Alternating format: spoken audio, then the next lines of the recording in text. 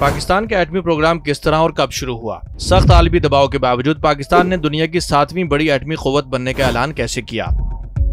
आजादी के बाद पाकिस्तान ने एटमी हथियार बनाने का इंदिया नहीं दिया था और सन 1953 में अमेरिका की एटम फॉर पीस पॉलिसी की हिमायत और बाद में इसके साथ पुरअमन मकासद के लिए एटमी टेक्नोलॉजी के इस्तेमाल की याददाश्त के बाद पाकिस्तान एटमी प्रोग्राम के फरोग के लिए सन 1953 में एटॉमिक एनर्जी कमीशन का बाज़ाब्ता क़याम अमल में लाया गया। पाकिस्तान ने सन 1960 और 63 के दौरान यूरेनियम की तलाश का प्रोजेक्ट शुरू किया था, जिसके तहत लाहौर और ढाका में 2 सेंटर्स कायम किए गए। डेरा गाजी खान में यूरेनियम के ज़खायर मिलने के बाद पाकिस्तान एटॉमिक एनर्जी कमीशन ने इसको निकालना शुरू किया। सन 1965 में पाकिस्तानी को इल्म हुआ कि भारत एटमी हथियार बनाने की तरफ पेशकदमी कर रहा है, जिस पर उस वक्त के वजीर खारजा जुल्फकार अली भुट्टो और सदर अयूब खान ने बैनुल-अक़वामी एटॉमिक एनर्जी एजेंसी के पाकिस्तानी इंजीनियर मुनीर अहमद खान से मुलाकातें की। ताहम वक्ती तौर पर एटमी हथियार न बनाने का फैसला किया गया था, लेकिन पाकिस्तान ने कनाडा की मदद से सन 1972 में पहला सिविलियन न्यूक्लियर रिएक्टर बनाया।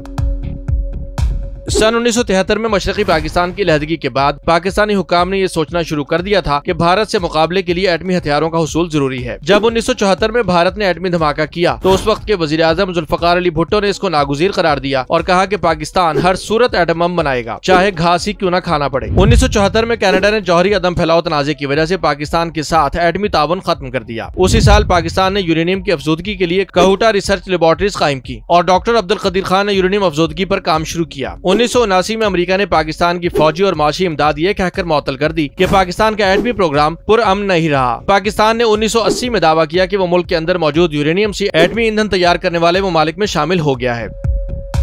अमेरिका ने 1982 में खित्ते में रूनुमा होने वाली सियासी और फौजी तब्दीलियों के बाद पाकिस्तान से मुआशी और फौजी इमदाद की पाबंदियां हटा ली। ताहम एटमी प्रोग्राम जारी रखने की बिना पर अमेरिका ने 1990 में दोबारा पाकिस्तान पर मुआशी और फौजी पाबंदियां आयद कर दी। भारत ने 1996 में एटमी पृथ्वी मिसाइल का तजुर्बा किया। इसके जवाब में पाकिस्तान ने अप्रैल 1998 में एटमी मिसाइल गौरी का तजुर्बा किया। जबकि 11 मई 1998 को भारत ने पोखरान में 3 एटमी धमाके किए तो उसके फौरन बाद दबाव पाकिस्तानी हुकूमत और फैसला साजों पर आ गया। ये 2 तरफा दबाव अंदरूनी भी था और बैरूनी भी।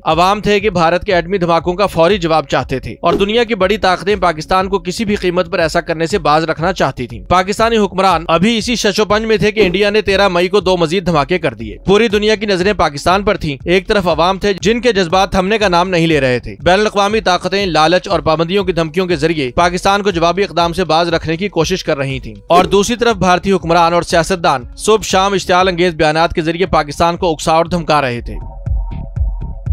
उन दिनों निजी टीवी चैनल्स नहीं थे, लेकिन सनसनी फैलाने का काम अखबारात बिलखुसूस दोपहर और शाम के अखबारात ने संभाल रखा था। फिर बिलाखिर इसके लिए मुख्तलिफ तरीकाकार इख्तियार किए गए। ये एक कड़ा वक्त था। उस वक्त के वज़ीर आज़म मियां नवाज शरीफ पर बहुत दबाव था, लेकिन जल्द ही हुकूमत ने 2 टोक फैसला कर लिया और धमाकों के लिए बलूचिस्तान के इलाके चागी की पहाड़ी को चुना गया। 28 मई 1998 की सुबह पाकिस्तान की तमाम अस्करी तंसीबात को हाई अलर्ट कर दिया गया। धमाके के मकाम से 10 किलोमीटर दूर ऑब्जर्वेशन पोस्ट पर 10 अरकान पर मुश्तमिल टीम पहुँच गयी। 3:16 पर फायरिंग बटन दबाया गया, जिसके बाद 6 मराहिल में धमाकों का खुदकार अमल शुरू हुआ। इन धमाकों के साथ ही पाकिस्तान का एटमी सफर भी एक मंजिल को पहुंच गया, जो पिछली कई दिहाइयों से मुख्तलिफ अदवार से गुजरने और मुश्किलात आने के बावजूद जारी और सारी रहा था। पाकिस्तान ने 28 मई को 5 धमाके करके दुनिया की 7वीं बड़ी एटमी कुव्वत बनने का ऐलान कर दिया।